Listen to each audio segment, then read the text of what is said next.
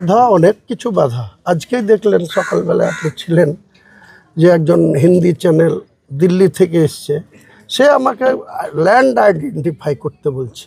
আমি ল্যান্ডটা আইডেন্টিফাই এই কারণে করিনি, আমি ফ্লেক্স করে জানিয়ে দিয়েছি, আমার ফেসবুক থেকে জানিয়ে দিয়েছি যে বাবরি মসজিদের শিলান্যাস 6 ডিসেম্বর শনিবার বেলা 12টায় হবে।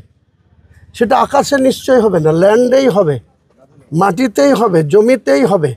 কিন্তু এদের এত ইন্টারেস্ট কি যে কোন জায়গায় হবে এখনই আমাদেরকে জানিয়ে দেন, এখনই আমরা সেখানে গিয়ে ছবি তুলব, এখনই আমরা সেখানে গিয়ে ল্যান্ডমার্কিং করে গোটা লোককে জানাবো। কোনো দরকার নেই। আমি ল্যান্ড এক জায়গায় সিলেকশন করেছিলাম, 6 জনের ল্যান্ড ছিল, সেটা আমার সঙ্গে এগ্রিমেন্ট হয়েছিল। তারপরে দেখা যাচ্ছে যে এই দুজন যে মুনাফেকের নাম করলাম, আর নাম নিতে ভালো লাগছে না, এই দুজন মুনাফেক মনে করছে চিরদিন বাঁচবো আর চিরদিনই মমতা ব্যানার্জির দয়ায় এমএলএ হয়ে থাকবো। আগামী ইলেকশনে আগে সবার সাথে টার্গেট এই দুই মুনাফেককে আগে সাধারণ মানুষে পরিণত করব, মানুষ করবে, তারপরে অনেক কিছুর মোকাবেলা হবে। কাজেই আমরা ডোন্ট কেয়ার। আমি বলেছি 6 তারিখে হবে, বেলা 12টায় হবে। 2 লক্ষ বলেছি, আগামী দিনে বলছি লক্ষাধিক মানুষ আসবে, 2 লক্ষ হতে পারে, 4 লক্ষ হতে পারে। সময় আসলে আপনাদের সবাইকে ইনভাইট থাকলো। শনিবার 6 তারিখ বেলা 10টার মধ্যে ভেন্যুতে, আপনাকে ডাকতে হবে না, ভেন্যু আপনাকে ডেকে নেবে। এলাকাবাসীদের কি বলবেন বাবরি মসজিদ নিয়ে? এলাকাবাসীকে সবাইকে বলবো আমাদের সমর্থন করতে। যারা মুসলমান তারা তো নিশ্চয়ই মসজিদ বানানোর জন্য তারা খুশিই হবে মন থেকে। কাজে আমাদের যে যেমন পারবে, অর্থ আমরা কোনো অমুসলিমের নেব না, আগেই বলেছি। মুখ্যমন্ত্রীর কাছেও দয়া চাইব না, কোনো অমুসলিমের কাছ থেকে কোনো মসজিদ বানানোর জন্য অর্থ সাহায্য নেব না। গোটা ভারতবর্ষের প্রচুর মানুষের, মুসলিম মানুষের পয়সা আছে।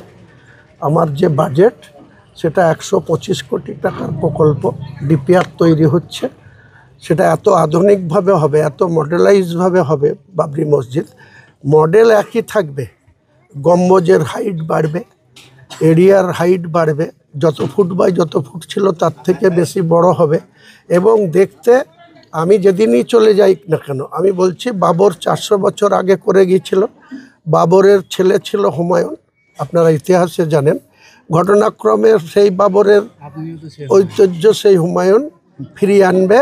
মুসলমানদের গর্ব করে যাতে বলতে পারে যে এক শ্রেণীর কর সেবকরা অন্যায়ভাবে 1992 সালের 6 ডিসেম্বর তৎকালীন প্রধানমন্ত্রী পিভি নরসিংহ রাওয়ের ভেতর থেকে মদত ছিল, তাই ঘন্টার পর ঘন্টা এইভাবে বাবরি মসজিদকে ধ্বংস করা হয়েছিল।